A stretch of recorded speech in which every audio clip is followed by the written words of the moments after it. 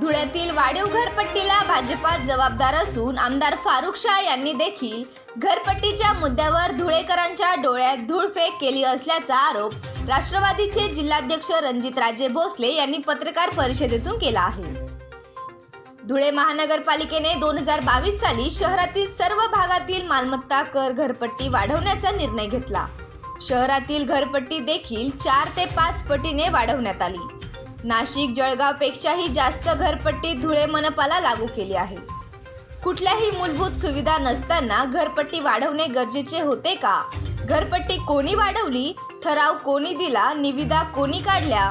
याला केवळ आणि केवळ भाजपात जबाबदार असून घरपट्टी कमी करण्याच्या मुद्द्यावर आमदारांसह इतर राजकीय पदाधिकाऱ्यांनी देखील धुळेकरांच्या डोळ्यात धूळफेक केल्याची माहिती पत्रकार परिषदेतून रणजितराजे भोसले यांनी दिली आहे। धुळे महानगरपालिकेच्या घरपट्टीच्या या ठिकाणी फक्त भाजप जबाबदार आहे। 1 रुपयाही घरपट्टी कमी करण्यात आलेली नाही आणि जे सत्ताधारी लोक आहेत त्यांनी घरपट्टी कमी करण्यासंदर्भामध्ये नाटकी आंदोलन केले। गेल्या 2 वर्षापासून मी आमचा पक्ष राष्ट्रवादी काँग्रेस पक्ष घरपट्टी संदर्भामध्ये आंदोलन करतोय।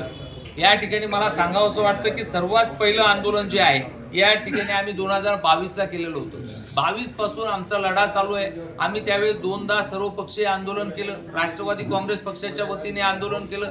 कुणाल बाबा पाटील आमदार ग्रामीण यांनी विधानसभेमध्ये प्रश्न उपस्थित केला। या संदर्भामध्ये मुख्यमंत्र्यांची भेट त्यांनी घेतली होती। आम्हाला चांगलं आठवतं की आम्ही सुभाष भामरे यांना निवेदन दिलं।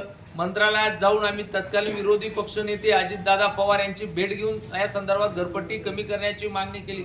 एवढंच नाही की 2023ला आम्ही काही सर्व लोकांनी एकत्र मिळून आबा साहेबराव पाटील या कार्यकर्त्यांनी या ठिकाणी हायकोर्टामध्ये याचिका दाखल केली।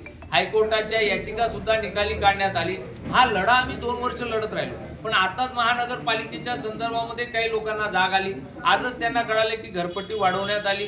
हे अतिशय खोटं आहे। हे नेते जे जनतेची फसवणूक करतायत। या ठिकाणी 2 जानेवारी 2024ला मंत्रालयात बैठक झाली आणि आमदारांनी काही यांनी म्हटलं की घरपट्टी कमी करण्यात आलेली आहे, घरपट्टीचा दिलासा मिळाला आहे। पण माझं म्हणणं आहे कुठलीही 1 रुपयाची घरपट्टी शासनाने आणि कोणी कमी केलेली नाही।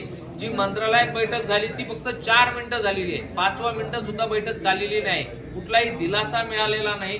काही लोक ढोंगीपणा करतायत, नाटकं करतायत आणि जनतेला फसवण्याचं काम करतायत। माझं या ठिकाणी म्हणणं आहे की या ठिकाणी जी घरपट्टी वाढली त्याला फक्त भाजपा जबाबदार आहे। भाजपने वाढवली, भाजपने निविदा दिली।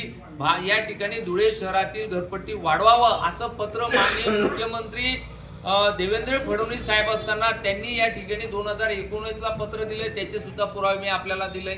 या ठिकाणी दुसरा पुरावा दिलाय की धुळे महानगरपालिकेमध्ये स्थायी समितीमध्ये 145 क्रमांकाचा ठराव 20 जानेवारी 2020 रोजी भाजपने केला। त्याद्वारे त्यांनी घरपट्टी वाढवण्याचा निर्णय घेतला। आणि तिसरा पुरावा पण आपल्या समोर सादर केलाय की 22 जानेवारी 2022ला धुळे महासभेने निविदा काढली आणि अमरावती येथील स्थापत्य कन्सल्टन्सी कंपनीला धुळे शहरातील सर्व घरांचं मोजमाप करण्याचं, सर्वेक्षण करण्याचं, कर वाढवण्याचं, दर लागू करण्याचं आणि बिल वाटप करण्याचं काम भाजपने दिलंय। म्हणजे बघा, निविदा भाजपने काढली, भाजपच्या मुख्यमंत्र्यांनी वाढवायचे आदेश दिले, भाजपने महासभेमध्ये ठराव केला, भाजपने या ठिकाणी टेंडर काढलं, आदेश सुद्धा भाजपनेच दिला। ही सर्व प्रक्रिया बघितल्यानंतर लक्षात येतं की धुळे शहरातील घरपट्टीला फक्त भाजप जबाबदार आहे। या प्रसंगी राष्ट्रवादीचे जिल्हाध्यक्ष रणजितराजे भोसले यांच्यासह राष्ट्रवादीचे पदाधिकारी मोठ्या संख्येने उपस्थित होते। प्रतिनिधी सुनील निकम, माझा महाराष्ट्र न्यूज, धुळे।